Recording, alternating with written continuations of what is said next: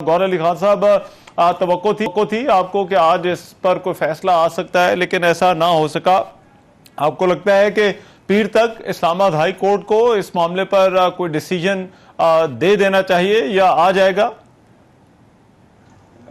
मुझे उम्मीद है इंशाल्लाह ताला पीर तक तो आना चाहिए। आज तो हमें बड़ी उम्मीद थी कि हमारी हियरिंग कंक्लूड हो जाएगी और कोई ना कोई डिसीजन इस्लामाबाद हाई कोर्ट का आ जाएगा। आदो एक रूटीन है, वकला तारीखें मांगते रहते हैं और हमने भी ऐसा किया हुआ, लेकिन वो ऐसे केसेस होते हैं जिसमें से अक्यूज जेल में नहीं होता। आज मायूसी बड़ी हुई है और डिसअपॉइंटमेंट हुई है इस बात पे कि ये तो एक सस्पेंशन ऑफ सेंटेंस है और सस्पेंशन ऑफ सेंटेंस का कानून यही है कि विदाउट नोटिस भी हो सकता है और मुख्तसर हियरिंग के बाद होता है और ऑर्डर भी एक शॉर्ट सा ऑर्डर होता है। इसलिए हम एक्सपेक्ट कर रहे थे कि आज हियरिंग कंक्लूड हो जाएगी। अब नहीं जो हुआ, हमारी ये भी इस्तदा थी कि अगर टाइम देना है मैक्सिमम तो 1-2 घंटे का टाइम दे दे और उनको सुनकर के फिर फैसला किया जाए। अब उम्मीद है कि मंडे से आगे किसी सूरत नहीं जाना चाहिए इस मैटर को।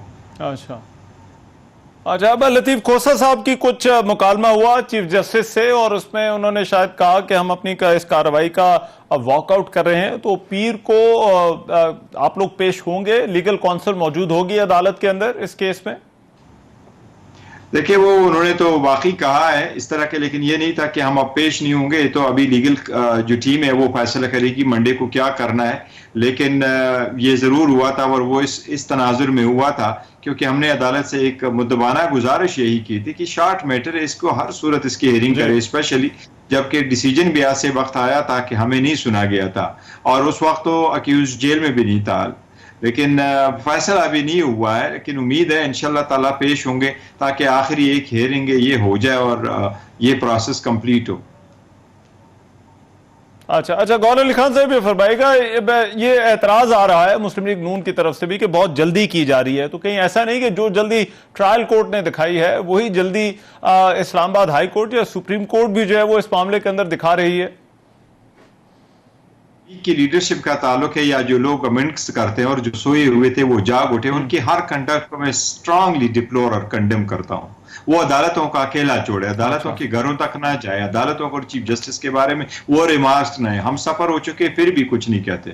वो कहाँ हटते हैं और किसकी जल्दी हो रही है? सुप्रीम कोर्ट ने किया क्या है? सुप्रीम कोर्ट में हमारी 3 पिटीशनें पेंडिंग थी, उसमें से एक पिटीशन वो थी जिसका ताल्लुक इख्तियारी समाअत से था, ज्यूरिसडिक्शन से रिलेटेड था। उस पर सुप्रीम कोर्ट ने इतनी ही ऑब्जर्वेशन जरूर दी है कि इस केस का क्या फैसला हुआ था और हम सब ने मिलकर के यही कहा है बशमूल council of the election commission कि सर ये मैटर आपने रिमांड कर दिया था हाई कोर्ट ने और हाई कोर्ट ने ट्रायल कोर्ट को रिमांड कर दिया था और ये कंसेंट के साथ ये फैसला हुआ था कि पहले इस इख्तियारी समाअत पे फैसला होगा और उसके बाद हम आगे प्रोसीड करेंगे और फिर मेरिट पे बहस होगी, कन्विक्शन या एक्विटल। सुप्रीम कोर्ट ने यही पूछा कि क्या जज साहब ने फैसला दिया और जब जज साहब ने फैसला नहीं दिया तो सुप्रीम कोर्ट ने ऑब्जर्व कर लिया कि फिर इसमें जल्दी जज साहब को क्या थी कि उसने फैसला दे दिया। क्या सुप्रीम कोर्ट एक एपेक्स कोर्ट रहते हुए आईनी कानूनी जिम्मेदारी निभाते हुए क्या आवाम के फंडामेंटल राइट्स की हकूक का तहफ़्फ़ुज़ नहीं करेगी? क्या सुप्रीम कोर्ट के लिए लाजिम नहीं है कि जजेस पे इतना नजर तो रखे कि वो ट्रायल से कैसे प्रोसीड कर सकते?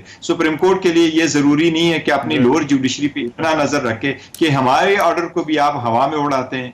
ये क्या कहते हैं? जब से सुप्रीम कोर्ट ने ऑर्डर किया है, बिकॉज एक मुस्लिम लीग का PMLN ने इसमें गवाह है, ने इसमें पार्टी है, जब उनके ट्रायल चल रहे थे क्या किसी ट्रायल पे हमारे तरफ से कोई कमेंट्स आया? वो जो भी उनका अदालत में केस था वही था और अदालत में उनका केस ही क्या था। वो जो पार्लियामान में उठ करके कह रहे थे इलेक्शन कमीशन, जी मैं गौहर अली खान साहब, इसमें इलेक्शन कमीशन की तरफ से यह भी कहा गया है, इलेक्शन कमीशन के वकील की तरफ से, कि रियासत को फरीक बनाया जाए। आप समझते हैं कि इस वक्त जरूरत है रियासत को फरीक बनाने की? ये जो कानूनी नुक्ता इनकी तरफ से आया है कि फिर रियासत को भी फरीक बनाया जाए और रियासत को भी सुना जाए इस मामले के ऊपर। State on end of party होती है अपील में, लेकिन ये जो केस है ये एक प्राइवेट कंप्लेंट है और प्राइवेट कंप्लेंट सरकार इलेक्शन कमीशन ने फाइल कर दिया था। इसलिए अदालत ने भी उनको ये कहा था कि ये FIR का केस नहीं है कि इसमें सरकार हो। और जितनी भी हमारी पहले इस अदालत में सुप्रीम कोर्ट में केसेस हुए हैं तो उन सब में कोई सरकार पार्टी नहीं थी, वो सिर्फ इलेक्शन कमीशन ही पार्टी है। और वकील ने खुद भी एडमिट कर लिया था कि जरूरी नहीं है क्योंकि अभी तो हमारी अपील लगी नहीं है हियरिंग के लिए, ये तो सस्पेंशन ऑफ सेंटेंस की एक एप्लीकेशन लगी है और सेंटेंस की एप्लीकेशन का जो कानून है उसमें सरकार को नोटिस देने की कोई जरूरत नहीं है। और ये एडमिट कर दिए थे इलेक्शन कमीशन के वकील ने कि हाँ पार्टी बनाने की जरूरत पड़ेगी अपील में, ना कि इस एप्लीकेशन में। और एप्लीकेशन में थोड़ा फर्क है, जब आप बेल के लिए जाते हैं तो उसके कानून में लिखा है कि बेल ना दी जाए तावक्त ये कि सरकार को नोटिस हो। लेकिन जो जेल में बैठा हो उसके कानून में ये नहीं लिखा हुआ है कि तावक्त ये कि सरकार को नोटिस हो, बगैर नोटिस के उसमें केस है। तो मेरा ख्याल है ये कोई वैलिड लीगल ऑब्जेक्शन नहीं है।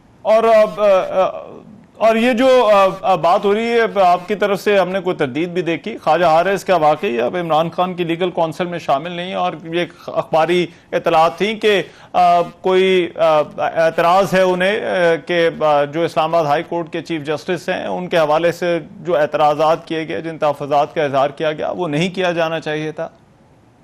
नहीं, ऐसी बात नहीं है। नहीं तो हमने कोई तहफ़्फ़ुज़ात और वहाँ कोई दरख्वास्त हमने दिए इस्लामाबाद हाई कोर्ट के चीफ जस्टिस के खिलाफ, ना हाई कोर्ट में कोई पेंडिंग है न सुप्रीम कोर्ट में है। वो हमने एक एप्लीकेशन ज़रूर दी है कि हमारे सारे केसेस इन वजूहात के बिना पे ट्रांसफ़र किए जाएँ। लेकिन ख्वाजा हारिस साहब ने कोई ऐसी रिजर्वेशन नहीं शो की है, ना ही उसने अपना पावर ऑफ अटॉर्नी विड्रॉ किया। एक एडिशनल काउंसिल की सूरत पे हमारे साथ कोसा साहब आए और ख्वाजा हारिस साहब की एक इनेबिलिटी थी, वो ये कि सुप्रीम कोर्ट ने डायरेक्ट किया कि डे टू डे हो जाए नेशनल अकाउंटेबिलिटी ऑर्डिनेंस में जो अमेंडमेंट चैलेंज हुए, क्योंकि वो वहां बिजी होंगे इसलिए यहां टाइम नहीं दे सकेंगे, इसकी वजह से वो नहीं आ रहे। अलबत्ता वो हमारे टीम का हिस्सा है और हिस्सा रहेंगे इंशाल्लाह।